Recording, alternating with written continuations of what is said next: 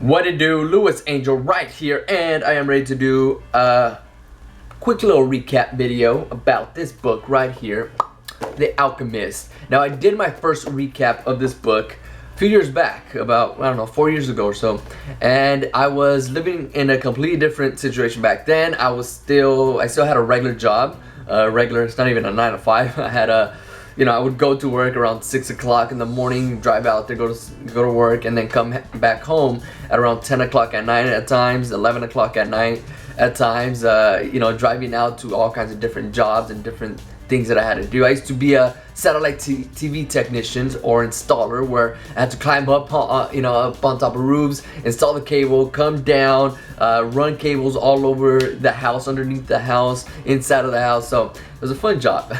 I worked out a lot back then, and I was doing that grind every single day, going through that grind, going through the motions. There were times where I was even shipped out to a completely different city where I had to work 2 weeks straight, non-stop, day after day after day.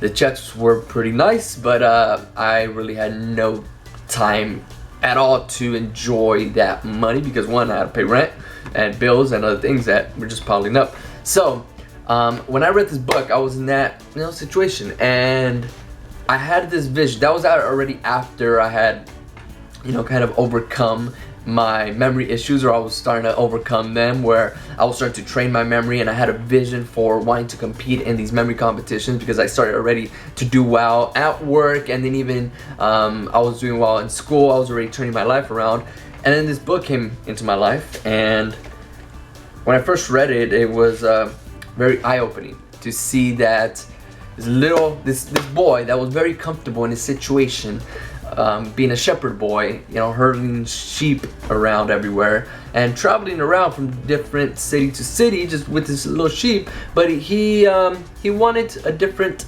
personal legend, or he wanted to seek out his personal legend, and it was totally different than what he was used to. He had his comfort zone. He was used to being around his sheep, around people and animals that he was familiar with.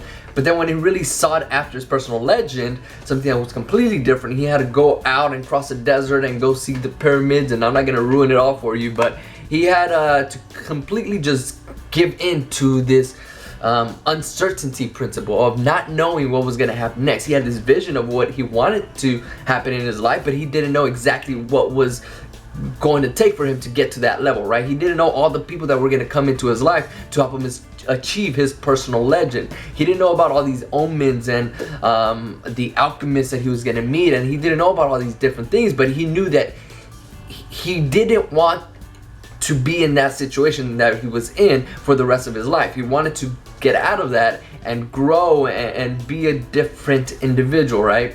So when I read that, it really shook me at my core, because I was like, I don't want to be at this job for the rest of my life. I'm comfortable here, I'm doing pretty well financially, but I don't want to do this forever. And I took a leap of faith and I quit my job. Now, was it the smartest financial decision I could have made? Nope, because I had to move out of that place where I was at before. I was living 2-bedroom apartment, and I was paying it for it all on my own, and I had to move back home to where mommy had helped me out for a little while. And now I'm living in a much nicer environment, and I have clients, I have my business running, I have my book that just came out, Remember Names book. I have so many different things that are going on that I couldn't have envisioned when I first made that decision. However, I wanted something different, and I didn't see myself in that situation where I was at for the rest of my life. So this book is definitely life-changing. I just reread it. That's why I'm bringing it up again, because I am seeing it from the other side now. I'm reading it and getting concepts from the other side. I first read it when I was on that point where I didn't even want to think about making a shift at that point in time. I wanted to stick with that company forever. I wanted to be an engineer for that company forever. And when I read this book, I was like, no, I don't want to really do that. At my core, I don't want to do that. I don't see myself doing that forever. I see myself doing something way different. That's empowering others, helping out others. You guys know my story, struggle to success, kind of.